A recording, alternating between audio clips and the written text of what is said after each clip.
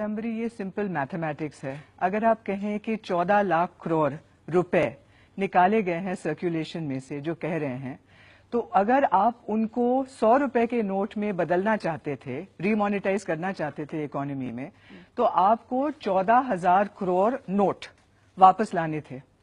अब आप मान जाइए कि इसमें से आपका काला धन 30% है, या आप 2000 के नोट ला रहे हैं, या आप 500 के नोट ला रहे हैं, हमें पता नहीं है कि सरकार का क्या प्लान है। बिल्कुल। मान जाइए कि आपको 10,000 करोड़ नोट वापस लाने थे, तो आपको प्रिंट करने होंगे। हमारे यहाँ 4 सिक्योरिटी प्रिंटिंग प्रेसेस हैं। अब हाल ही में पता लगा है कि सब मेल मिला करके हमारे सारे प्रिंटिंग प्रेस 2600 करोड़ नोट एक साल में प्रिंट कर सकते हैं। तो इसका मायना हुआ कि आपको 3-4 साल लगेंगे अगर आप रीमोनेटाइज करना चाहते हैं 100 रुपए के नोट के साथ। अब बहुत ट्विटर पर लोग कह रहे हैं कि नहीं, 2000 के नोट आएंगे, 500 के नोट आएंगे।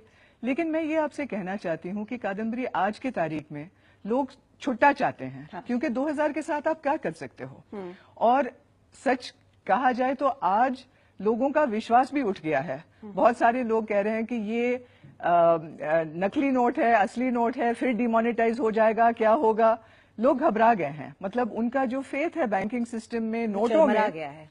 एग्जैक्टली ये प्रॉब्लम है जी। तो डेफिनेटली 50 दिन मुझे बहुत कम लग रहे हैं। हाँ। और 4 साल बहुत ज्यादा लग रहे हैं। हाँ। शायद इनके बीच में कुछ होगा। प्लानिंग किसने किया था? मिनिस्ट्री ऑफ फाइनेंस ने किया था, आरबीआई ने किया था, नीति आयोग ने किया था। जिसने भी किया था वो सामने आकर के देश को समझा ले कि भैया आपका क्या प्लानिंग है।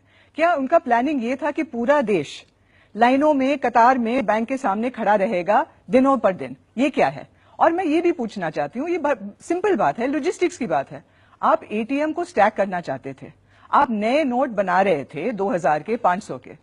आप उसी साइज के क्यों नहीं बनाते जहां पहले जो 500 का नोट था, 1000 का नोट था? आपको एटीएम्स को रिकैलिब्रेट करना नहीं पड़ता। कल कोई बुजुर्ग से बात हो रही थी, पानीपत में उनका कारोबार है, एक्सपोर्ट बिजनेस करते हैं, ब्रास का एक्सपोर्ट। ये उनका पीक सीजन है। 2000 कारीगर उनके यहाँ काम करते हैं, दिहाड़ी पर काम करते हैं। वो कह रहे हैं मीरा, मेरे पास पैसे हैं, कारीगर हैं, ऑर्डर हैं, लेकिन मैं उनको पैसे नहीं दे पा रहा हूँ। कारीगर बेचारे क्या करें, भूख मर रहे हैं, घर चले गए हैं। He has a contract sir, he has an export contract. वो उसको पूरा नहीं कर सकता है।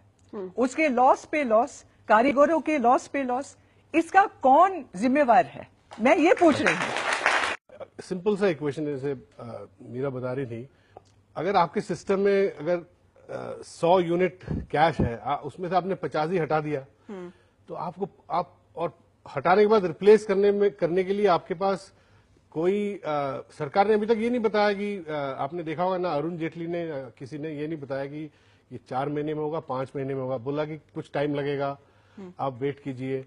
और जिस तरह मीरा बताई थी, रिप्लेसमेंट, आप रिप्लेस अगर आपको 4, 5, 6 महीने लगता है, तो आप जहां 100 यूनिट से इकोनॉमी चल रहा था वो 15 से चल रहा है, और 15 बढ़ के धीरे धीरे 17, 20, 25। अब इससे क्या हो रहा है कि एकदम कैश, एक मॉनेटरी शॉक जो इकोनॉमी को लगा है, और सारी मार्केट्स, आप होलसेल यहां चले जाइए, सब्जी मंडी या कहीं बुलंदशहर में आप चलिए, मेरठ, सब जगह 50% से ज्यादा इकोनॉमिक एक्टिविटी गिरी है। और इसके गिरने से जो कैश, जो साइकिल, जो इकोनॉमिक एक्टिविटी का बिल्कुल स्नैप हो रहा है।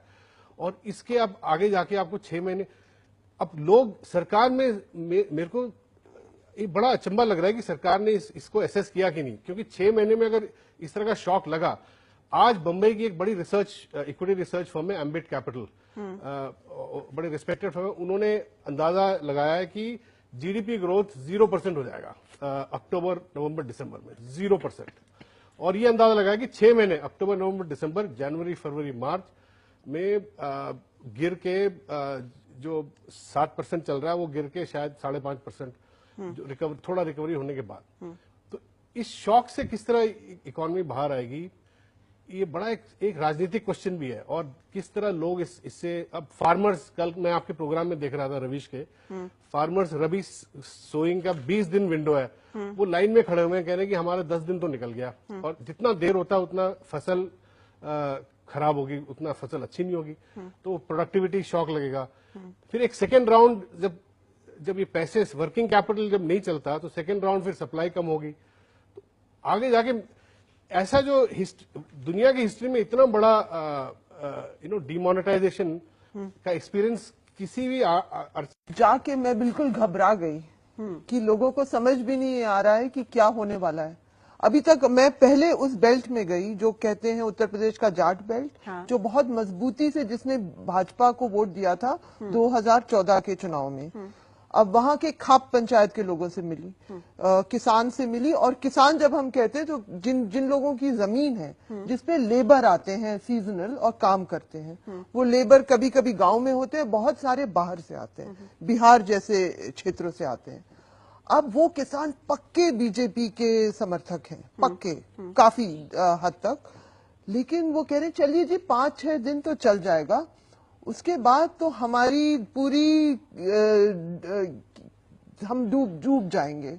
क्योंकि अब गांव में वैसे शहर से थोड़ा बेहतर सिचुएशन है, क्योंकि गांव में लोग खाने पीने को लेकर, ट्रस्ट को लेकर थोड़ा चलते हैं, दुकानदार जानता है, किराना दुकान वाला जानता है कौन किसान है। वहां कुछ शादियां भी लोग उधार पे कर रहे हैं क्योंकि हाँ। शादी का सीजन है, और जो वर्कर हैं उन्हें धान और दूध दे रहे हैं। लेकिन क्योंकि मैं जैसे 5 दिन हो चुके थे और मैं पहुंची, मेरे ख्याल से मुल्क में किसी को भी अंदाजा नहीं है कि होगा क्या, क्योंकि हम लोग एक नई सिचुएशन को झेल रहे हैं, समझ नहीं रहे, ये लोग भी समझ नहीं रहे। आप ये बात समझिए कि ये पक्के बीजेपी के सपोर्टर हैं। अब मानिए कि कुछ राहत आए नहीं, और कहां से आएगी मुझे नहीं दिख रहा कैसे वर्कर का पैसा ये लोग चुका पाएंगे, कैसे किराना दुकान का उधार ये लोग सब दे पाएंगे, कैसे वो नई सीड्स खरीदेंगे। ये सब इशू, मैं फार्मिंग की एक्सपर्ट तो हूं नहीं, लेकिन ये एक